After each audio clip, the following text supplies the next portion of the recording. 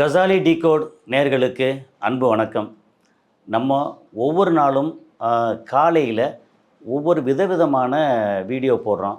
சில நேரம் வேலைவாய்ப்பு, சில நேரம் அரசியல், சில நேரம் சினிமா சம்மந்தப்பட்டது அப்படின்னு டிஃப்ரெண்ட் கைண்டை நம்ம இங்கே போட்டுட்ருக்கோம். இப்போ இடையில எம்ஆர்விஆர் அப்படின்னு சொல்லி இந்த மாதிரி ஓட்டர்ஸ் ரைட்ஸ் ரெட்ரீவ் பண்ணக்கூடிய ஒரு அமைப்பு, அதை பற்றி எல்லாம் பேசியிருந்தோம். அதில் பெரிய அளவுக்கு ஆதரவு வந்துக்கிட்டு இருக்கு. ஏன்னா அந்த அமைப்பு பெருசாக வந்துட்டுருக்கா. இப்போ நம்மக்கிட்ட ஒருத்தர் டாக்டர் அண்ட் ஆக்டர் ஒருத்தர் வந்திருக்கிறாரு. அவரை நம்ம நேர்காணல் பண்ண போகிறோம். அவரோட பயணம் எப்படி என்ன அப்படிங்கிறத நம்ம பேச போகிறோம். அவர் பேர் அனீஸ் பிரபாகரன்.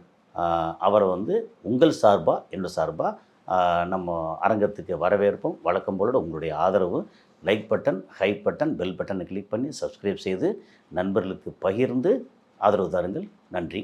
நம்ம அரங்கத்துக்கு அனீஸ் பிரபாகரன் வரவேற்போம். வாங்க அனீஸ். வணக்கம். வணக்கம் சார். சரி, உங்கள் பேர் அனீஸ் பிரபாகரன். ஓகே, ரொம்ப பேர் வித்தியாசமாக, அனீஸுங்கிறது ஒரு மாதிரியும் பிரபாகரன் இன்னொரு மாதிரியும் இருக்கே. என்ன காரணம்னு தெரிஞ்சுக்கலாமா? அனீஷ் என்னோட name sir. Okay. Prabhakar Velu Prabhakar ஐயா இருந்தாங்கல்ல. ஆமாம், இயக்குனர் வேலு பிரபாகர். அவங்க மறைஞ்சதுக்கு அப்புறம் சரி நம்ம கூட ஒரு பேரை ஆட் பண்ணணும்னு. ஏன் அவர் பேர் ஆட் பண்ண நினைச்சீங்க? அவர் நமக்கு ஒரு மென்டாராக இருந்தாங்க. Okay okay. சினிமாவில் நம்ம பல இடங்கள் தேடும் போது சாரை மீட் பண்ணி அவர் படத்தில் நம்ம லீடாக ஸ்டார்ட் பண்ணி மன்சூர் சார் பெரிய அளவுக்கு சப்போர்ட் பண்ணார். எஸ், பெரிய லெவல் சப்போர்ட் பண்ணாங்க. மன்சூர் சார் ப்ரொடியூஸ் பண்ணி அந்த படத்தில் அவர் ஹீரோவாக நம்மளை இன்ட்ரடியூஸ் பண்ணுறதா இருந்தது. சரி. எதிர்பாராத விதமாக ஐயா மறைஞ்சிட்டதுனால அதனால பிரபாகரன் அவர் மேலே உள்ள அபிமானத்தில் நீங்கள் பேர் சேர்த்துக்கிட்டீங்க. கண்டிப்பாக. உங்களோட முழு பேர் என்ன? அனீஷ். அனீஸ். Okay, right. சரி, இப்போ நீங்கள் இந்த XY அப்படின்ற ஒரு படத்தில் லீடாக நடிச்சிருக்கீங்க. அந்த படம் விரைவில் வெளியேற போகுது. அந்த படத்தை பற்றி பேசுகிறதுக்கு முன்னாடி, ஓகே, நீங்கள் ஒரு குழந்தைகள் நல டாக்டர் அப்படின்னு கேள்விப்பட்டேன். உண்மைதானே? உண்மைதான் சார். ஆமாம், நீங்கள் சிரிக்கும்போது ஒரு குழந்தை முகமாக இருக்கே. நீங்கள் அதனால தான் குழந்தை நல டாக்டரா? நன்றி சார்.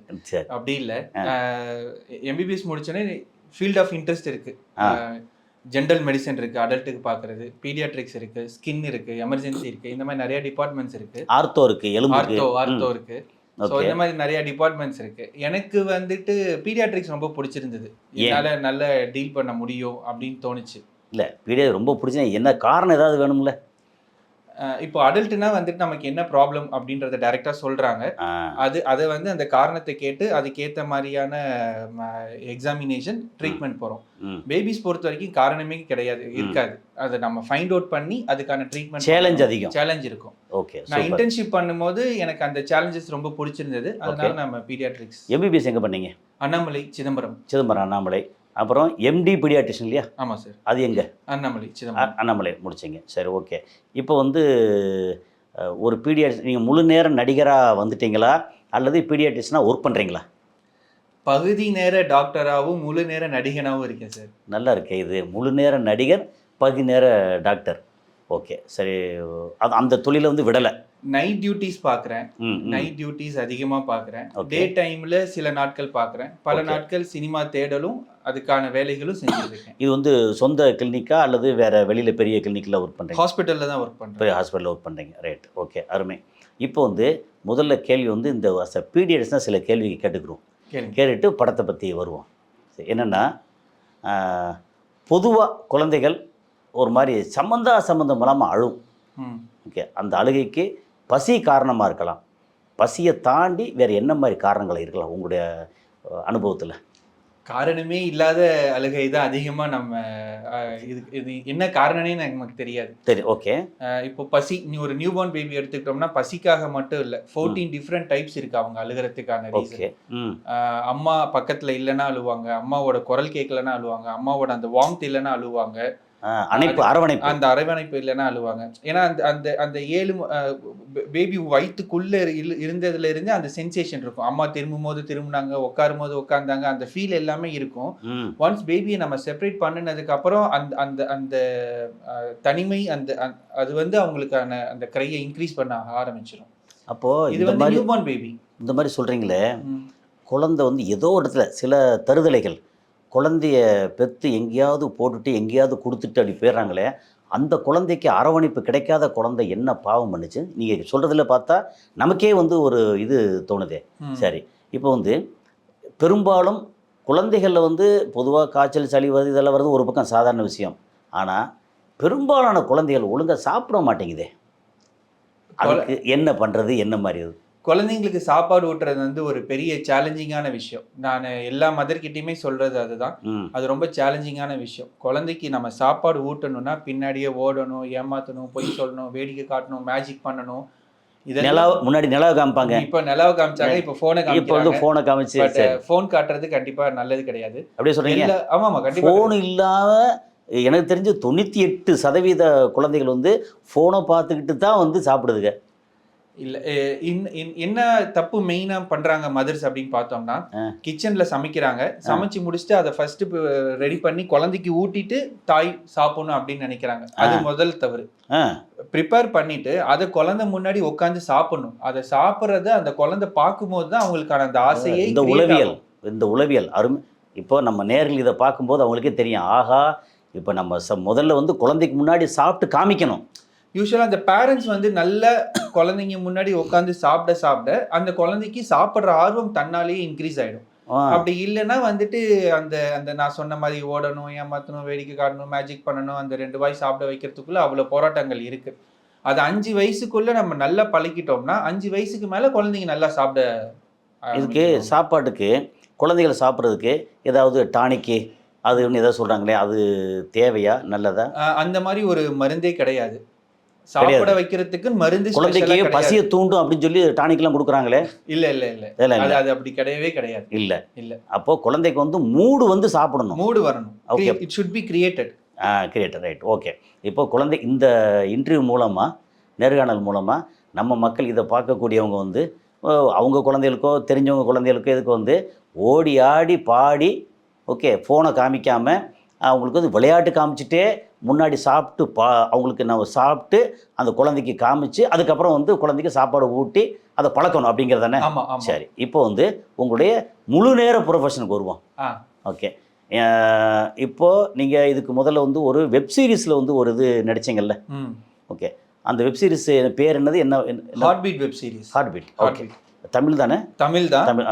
அது வந்து இந்த டாக்டர் சம்மந்தப்பட்ட அவங்களோட ட்ரீட்மெண்ட்ஸ்லாம் எப்படி கொடுக்குறாங்க, அவங்களோட பேஷண்ட்ஸ் கூட இன்ட்ராக்ஷன்ஸ் எப்படி இருக்கு அப்படிங்கிற மாதிரியான ஒரு வெப் சீரிஸ். ரொம்ப ஃபேமஸான ஃபர்ஸ்ட் எபிசோட், செகண்ட் எபிசோட் முடிஞ்சு இப்போ தேர்ட் எபிசோடும் போய்கிட்டு இருக்கு. அந்த மாதிரியான ஒரு நல்ல எபிசோடு சீசன் போய்கிட்டு இருக்கு. அந்த எபிசோட்ஸ்லாம் முடிஞ்சு சீசன் முடிஞ்சு தேர்ட் சீசன் போயிட்டு இருக்கு. ஒவ்வொரு எபிசோடுமே கிட்டத்தட்ட 100 எபிசோட்ஸ் இருக்கு. ஒவ்வொரு சீசன் எபிசோட்ஸ் இருக்கு. அப்போ நீங்கள் வந்து செகண்ட் இப்போ நீங்கள் எத்தனாவது எபிசோடில் வந்து இது பண்ணீங்க சீசனில்? அதாவது ஃபர்ஸ்ட் சீசன் நான் பண்ணது செகண்ட் சீசனில். ஸோ தேர்ட் சீசனில் சினிமா கொண்டீங்க. Right, okay, fine. இப்போ நீங்கள் நடிச்சிருக்க படம் கேட்டதான் XY. S, okay. இது வந்து சயின்டிஃபிக் படம். இப்போ ஏற்கனவே உங்கள் படத்தோட இயக்குனர் தயாரிப்பாளர் சிவி குமார் அவரை பேட்டி எடுத்துட்டோம். அதுக்கப்புறம் வந்து ஒரு நல்ல என்ன சொல்கிறதுனா ஒரு துருன்னு வரக்கூடிய ஒரு ஃபீமேல் ஆர்டிஸ்ட், ஓகே, பரணா, அவங்கள வந்து பேட்டி எடுத்துட்டோம்.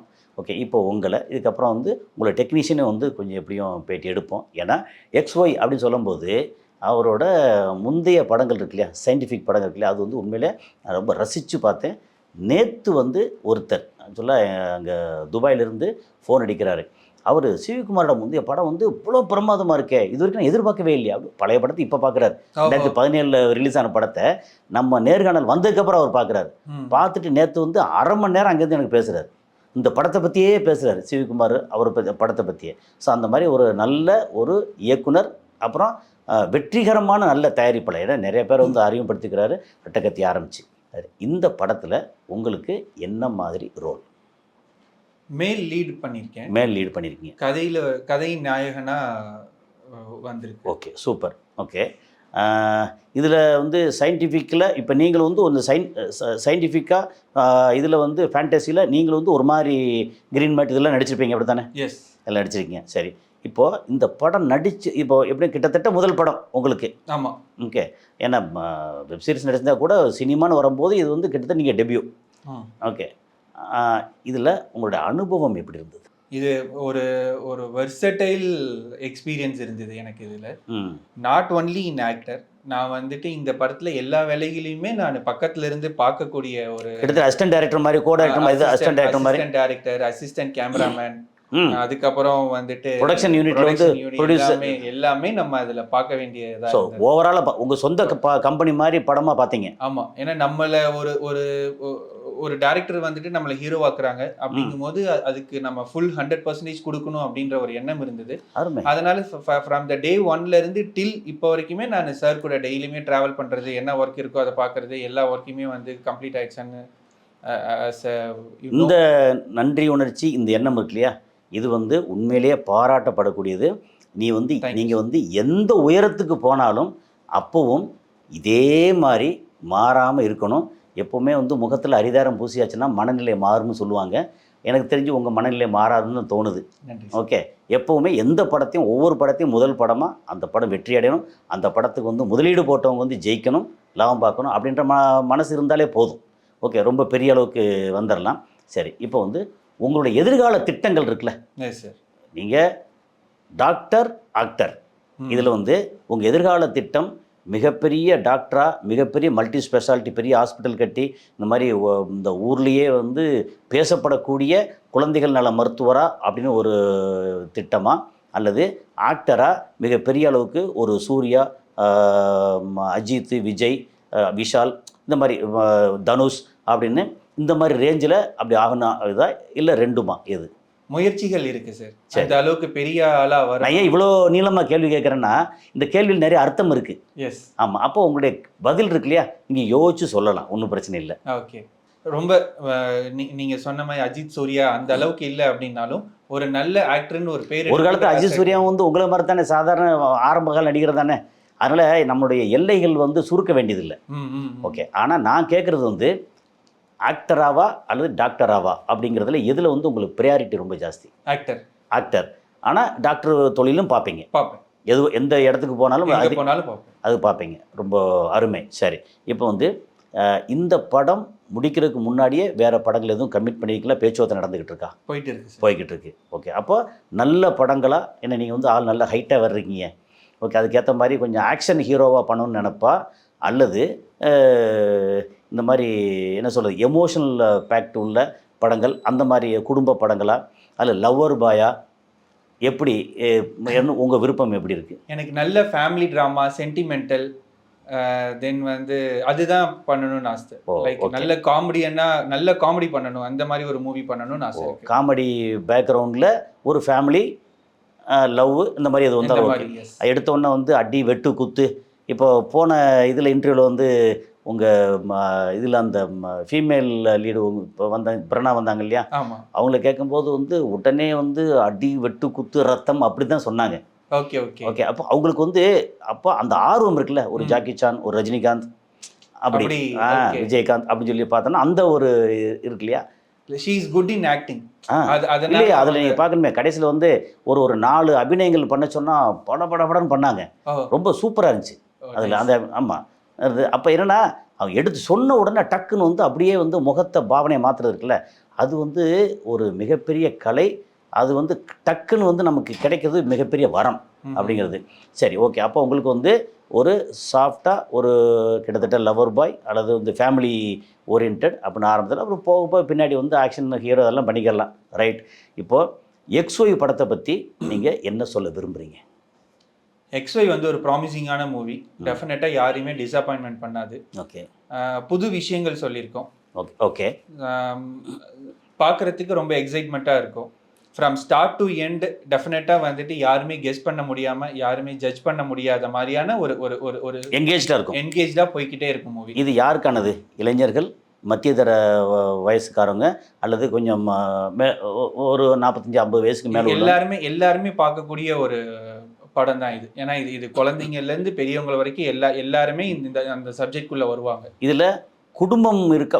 இந்த XYல குடும்பமாக இருக்கா குடும்ப கதையா அல்லது சில ஸ்டார் வார்ஸ் மாதிரி இது மாதிரி சில இங்கிலீஷ் படம் மாதிரி ஒரு சயின்டிஃபிக்காக வேறு மாதிரி இருக்கா? சயின்டிஃபிக்காக வேறு மாதிரி சயின்டிஃபிக்காக இருக்குது. ஓகே, அப்போ சஸ்பென்ஸு த்ரில்லர் நிறைய இருக்குது, டீட்டெயில் இருக்குது. சரி, எனிவே நீங்கள் இப்போ வந்து டாக்டராக இருந்து, அதுவும் எப்படி எம்டி பீடியாட்ரிஷனுங்கிறது சாதாரண விஷயம் இல்லை. டாக்டராக இருந்து நீங்கள் நடிப்புக்கு இது வர்றீங்க இல்லையா? அப்போது நீங்கள் உங்களோட பார்வையில் தமிழ் சினிமா எப்படி இருக்குது, இந்த இளைஞர்கள் வந்து தமிழ் சினிமாவுக்குள்ளே வரணும்னா என்னெல்லாம் செய்யணும்? தமிழ் சினிமா ரொம்ப ஆரோக்கியமாக இருக்குது. ஓகே, ஆரோக்கியமான நிறைய புது ஆக்டர்ஸ் வராங்க, டைரக்டர்ஸ் வராங்க, நிறைய பேர் ரொம்ப ஆர்வம் காட்டுறாங்க. டெய்லியுமே வாரத்தில் முன்ன வெள்ளிக்கிழமை படம் ரிலீஸ் ஆகிட்டு இருந்தது போக இப்போ வியாழன் திங்கள் எல்லா நாளுமே படம் ரிலீஸ் ஆக ஆரம்பிக்குது. It's really going good. Okay, இப்போ புதுசாக அதாவது படத்துக்கு சினிமாவுக்கு வரலாமா அப்படின்னு நினைக்கிறவங்களுக்கு அவங்க என்ன ப்ரிப்பரேஷன் என்ன மாதிரி வரணும்? அவங்க ஏன்னா வந்தோடனே எல்லாத்தையும் சான்ஸ் கிடைக்காது. பொறுமை இருக்கணும். சரி, பொறுமை இருக்கணும். அதுக்கப்புறம் யாரை மீட் பண்ணணும், யார்கிட்ட நம்மளை பற்றி கரெக்டாக சொல்லணும் அப்படின்றதுல ரொம்ப தெளிவு இருக்கணும். அப்படி இல்லாமல் இது பண்ணா மாட்டிக்கும். நேரம் போகிற டைம் வேஸ்ட்டாக எல்லாம் வேஸ்ட்டாக முடிஞ்சிடும். சரி, அது போக இந்த கேள்வி கேட்குறேன், நானும் திரைத்துறையில் இருந்தால் கூட கேள்வி கேட்குறேன். இந்த மாதிரி சினிமா அப்படின்னு சொல்லியாச்சுன்னா சிலருக்கு வெளியே உள்ளவங்களுக்கு என்னென்னா, நமக்கு வந்து நிறைய சரக்கு அடிக்கலாம், ஜாலியாக இருக்கலாம் அப்படின்னு இருக்குல்ல, அது உண்மையா இல்லையா? இல்லை, இவ்வளோ படான்னு சொல்லிவிட்டீங்க. உண்மை இல்லைன்னு சொன்னேன். அப்படி எப்படி? நீங்கள் ரொம்ப ஸ்ட்ரிக்டாக இருந்தால் மட்டும்தான் இந்த சினிமாவில் நீங்கள் நிலைச்சி நிற்க முடியும். அப்போ நிலைச்சி நிற்கிற அவ்வளோ பேரும் தன்னுடைய ஃபோக்கஸை கரெக்டாக பார்த்தவங்க, அப்படி தானே? கண்டிப்பாக. அப்போது ரொம்ப ஃபோக்கஸ்டாக டெடிக்கேட்டடாக இருந்தவங்களால் மட்டும்தான் இந்த மாதிரி வந்து சின்ன சின்ன சைடில் இருக்கக்கூடிய ஒரு சிற்றின்பங்கள் அதுக்கு வந்து ஆசைப்பட்டு வர்றவங்களால் அடுத்த கட்டத்துக்கு போக முடியாது. So focused on work. Yes, okay, focused on future. அதில் இருந்தவங்களால் மட்டும்தான். அப்போ ஏற்கனவே வெற்றிகரமாக இருந்தாங்கல்ல, அவங்க அவ்வளோ பேரும் இந்த மாதிரி ஃபோக்கஸ்டாக டெடிக்கேட்டாக இருந்ததுனால தான் அப்படி வந்திருக்காங்கன்னு சொல்கிறீங்க. ஆமாம், உறுதியாக. அப்போ அதுதான் ரொம்ப முக்கியம். இப்போ இங்கே சினிமா அப்படிங்கிறது வெளியில் சொல்கிற மாதிரி நீ வந்தால் ரொம்ப ஜாலியாக இருக்கலாம், எப்போ பார்த்தாலும் வந்து சரக்கு அடிக்கலாம், தம் அடிக்கலாம், இதை செய்யலாம், வேறு என்ன கெட்ட காரியங்கள் பூரா பண்ணலாம் அப்படின்னு நினச்சி வர்றவங்களுக்கு இது இடம் இல்லைன்றீங்க. அது சினிமாவில் அந்த கேரக்டர்ஸ் வருது போகுது, அந்த மாதிரியான ஒரு ஜோவியல் காட்டுறதுனால வெளி லைஃப்பும் அப்படி தான் இருக்காங்க போல் அப்படி நினச்சிக்கிறாங்க.